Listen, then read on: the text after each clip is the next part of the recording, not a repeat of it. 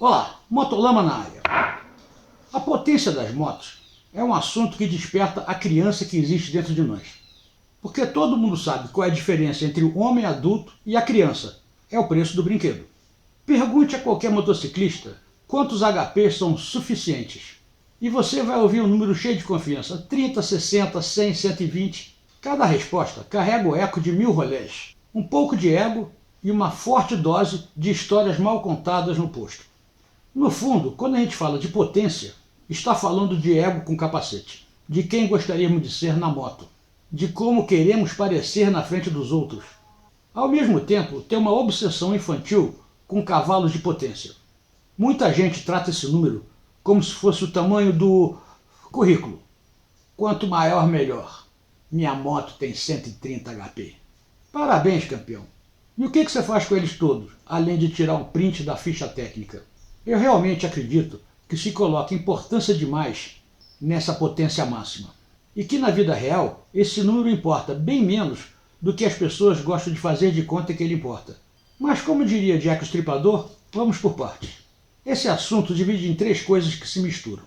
Como a potência funciona de verdade, como o tamanho do motor entra nessa equação e principalmente como tudo isso se traduz em sensação, diversão e segurança na estrada. Vamos destrinchar esse assunto para tentar entender o que vai na cabeça dos manicacas quando querem potência demais. Motolama começando agora. Minha moto venenosa vai passando lá na roça e as vaquinhas... Olá, sou Arlindão, piloto de rally enduro e nas horas vagas editor do Motolama. Antes que a gente comece a deblaterar circunvolutivamente, verifique se está inscrito no canal do Motolama, pressione o like no jeito e compartilhe com seus amigos que continuam achando que quem gosta de motorzinho é dentista. Vamos começar entendendo o básico. O que a potência realmente faz? Potência máxima é o que determina a aceleração e a velocidade final da sua moto. Mais HP, melhor arrancada e mais velocidade final. Simples assim. O peso até influencia em quanto tempo você demora para chegar lá. Mas em velocidade constante, de final, o que conta é a potência. Agora uma pergunta curiosa. Quantas horas da sua vida você passa a 200 km por hora? Se a sua resposta for quase nenhuma, ou você mora numa autobahn, ou ainda não entendeu o tamanho do BO que acontece quando dá tudo errado. E tem um detalhe que o povo sempre esquece. Aquele número bonito que aparece na ficha técnica ou no dinamômetro é só o pico. É o melhor momento da vida do motor. É tipo foto de perfil do Instagram cheio de filtros. Não é a realidade do dia a dia. Você não está usando os 120 ou 150 HPs o dia todo. Aliás, quase nunca. A pilotagem normal vive nas curvas, não nos picos. Nas acelerações de 0 a 60, de 40 a 80, na retomada para ultrapassar um caminhão lento, numa saída de curva. É aí que a moto mostra quem realmente ela é. Aí entra outro personagem que ninguém dá bola, o torque. A potência é um número frio, calculado, perfeito para discutir em grupo do WhatsApp.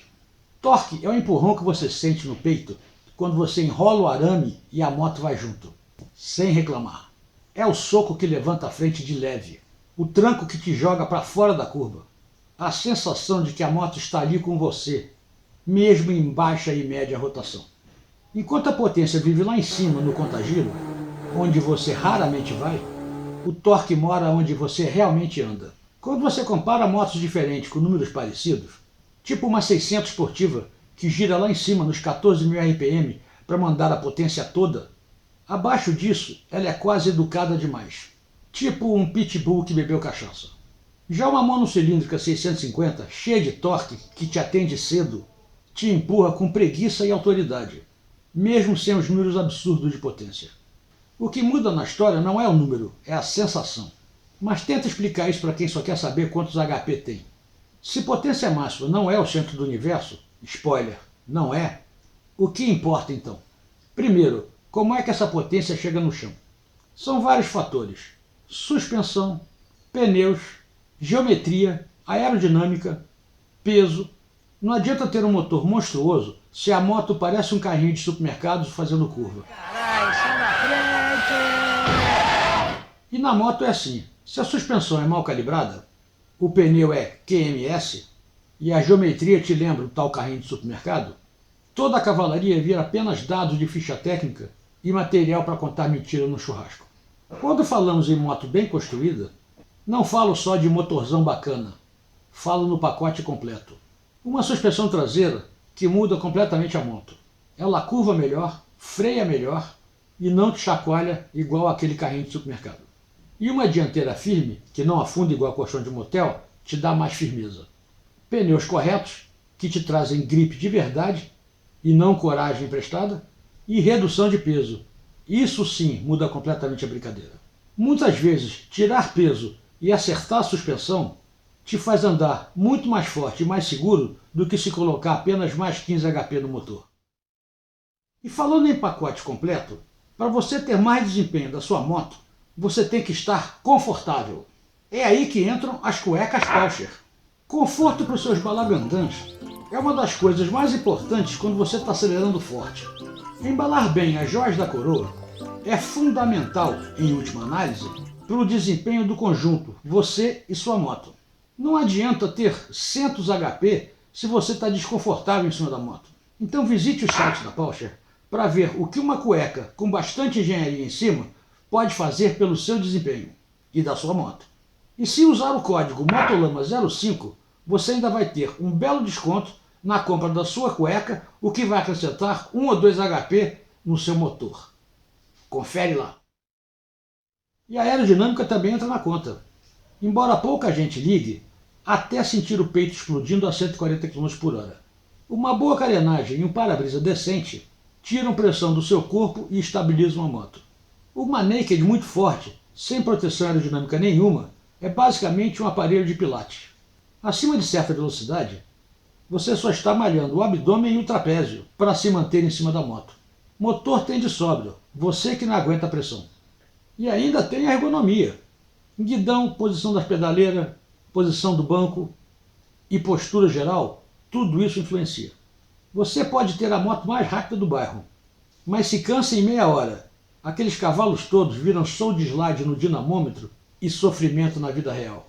Ajustar o guidão, pedaleira e o banco para o seu uso muitas vezes te deixa mais rápido, mais seguro e mais feliz do que qualquer kit de aumento de cilindrada. Mas como isso não dá views no Instagram, o pessoal ignora. E falando em cilindrada, vamos abrir o zoom.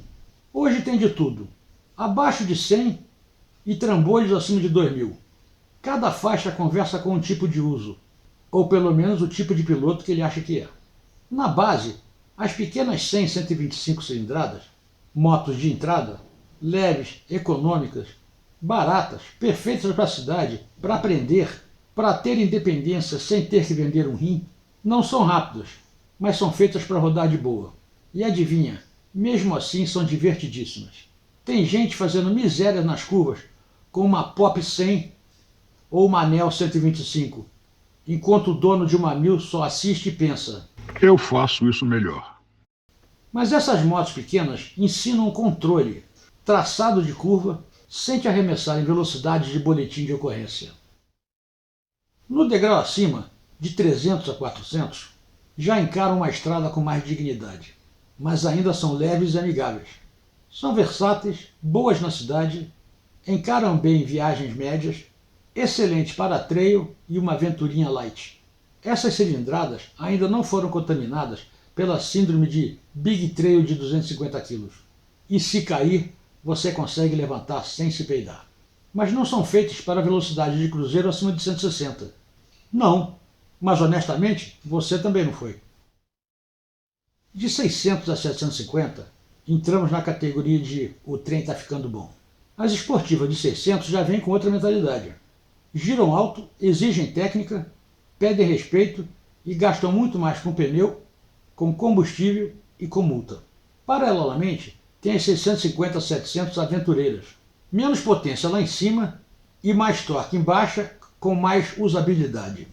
Ainda não são navios, mas levam você, garupa, bagagem e seus problemas existenciais para longe. A partir de 1000, o bagulho fica esquisito. Nas esportivas, 1 litro significa potência suficiente para te colocar na encrenca com velocidade da luz. São motos feitas para a pista e na rua é um exercício constante de autocontrole. Para muitos, elas são o sonho. Para outros, com bom senso, elas são um lembrete diário de que gravidade existe. Nas Big Trails de 1000, 1200, 1500, contam outra história. Motores enormes, girando menos, muito torque e menos vontade de virar um míssil. Uma moto 1100 pode ser mansa em números, mas perfeita para rodar relaxado, sem ficar se testando o tempo todo. Acima de 1500 entramos no território dos transatlânticos. Motos enormes, confortáveis e pesada para diabo. Ótima para cruzar via Dutra, estados, países, desde que tenha pista dupla e um posto a cada 400 km. Não são ágeis, não são econômicas, mas são como o sofá-cama com motor. E ainda assim tem gente que acha pouco e quer mais. Por quê? Porque sim. Veja bem, em nenhum desses degraus a cilindrada sozinha determina se a moto é de mais ou de menos. Depende da proposta, do projeto, da curva de torque e do peso. Uma 650 bem acertada pode ser muito mais divertida numa serra do que uma 1000 esportiva que você só consegue usar metade do que ela te proporciona. E isso antes de encontrar um radar ou um muro. Uma Trail 400 leve pode arrancar sorrisos em estrada ruim, onde uma 1250 só vai arrancar suor e lágrimas. E aí voltamos à pergunta simples que todo mundo faz. Quantos HP são suficientes? Sinto informar que essa é uma pergunta ruim. Não existe um número mágico. O que existe é uma combinação de torque disponível para aquilo que você precisa, peso que você consegue levantar e suspensão que conversa bem com o tipo de buraco que você encara e o motor que combina com o seu temperamento. Você lembra da sua primeira moto? Simples, fraca e lenta e mesmo assim te deu grandes emoções. Provavelmente tinha um torque modesto, potência hilária, mas era a moto certa para o seu momento. Aí você monta numa moto muito forte e descobre que dali para frente a adrenalina começa a dividir espaço com o medo. Um quase, uma fechada, uma freada no limite e você percebe que sim, existe o demais. E o que dá para aprender com isso? Não existe limite inferior de diversão. Dá para se divertir muito bem com 10, 20, 30 HP, mas existe um limite superior, a partir do qual a potência começa a trabalhar contra a sua tranquilidade, segurança e, ironicamente, contra o prazer. Uma 1000 esportiva numa estradinha de serra fechada é como levar um foguete da NASA para acender uma churrasqueira. Você impressiona os brothers, mas não faz menor sentido. Então, ao invés de perguntar quantos HP são suficientes, mude a pergunta para coisas que realmente importam. Como é a entrega de torque dessa moto? Em que faixa de giro ele aparece? Como ela se comporta em velocidades que eu realmente ando, não nas que eu finjo que ando? O assento, o guidão e as pedaleiras realmente me deixam relaxado ou me transformam numa dor nas costas ambulante? A suspensão dá confiança na curva, no remendo, na chuva ou me faz rezar em voz alta? Quando eu olho para ela na garagem, meu coração bate forte ou só o vizinho que fica com inveja? Potência suficiente é aquela que te faz sorrir e não a que te deixa tenso. É a que te faz esquecer o número e prestar atenção na estrada, no som, no vento, e te deixa chegar em casa inteiro, cansado na medida certa, e não mentalmente exausto, porque passou o dia inteiro lutando contra a moto, ou contra a vontade de ser preso. Então, na hora de preparar sua moto ou comprar uma nova, distribua bem o seu orçamento. Um pouco no motor, sim, para ter resposta do tesão, uma parte boa em suspensão, pneus e freios, e se sobrar uma graninha, uma atenção honesta na ergonometria. Na minha opinião, na faixa de 40 a 50 HPs já proporciona uma experiência muito divertida, tanto na estrada quanto fora dela. Minha moto, a XR650L, quando nova tinha 44 HP, mas hoje já meio cansada deve ter uns 40, se tiver. Potência tem seu valor, mas está longe de ser tudo. O que importa no fim do dia é muito simples. Como você se sente quando está andando? Todo o resto é besteira, ego e conversa de posto. Me conta aqui, qual é a sua faixa de potência ideal? E qual moto você planeja comprar? E como diz os antigos, bom senso e cancha de galinha nunca fizeram mal para ninguém. Então é isso. Um abraço e até semana que vem. Fui!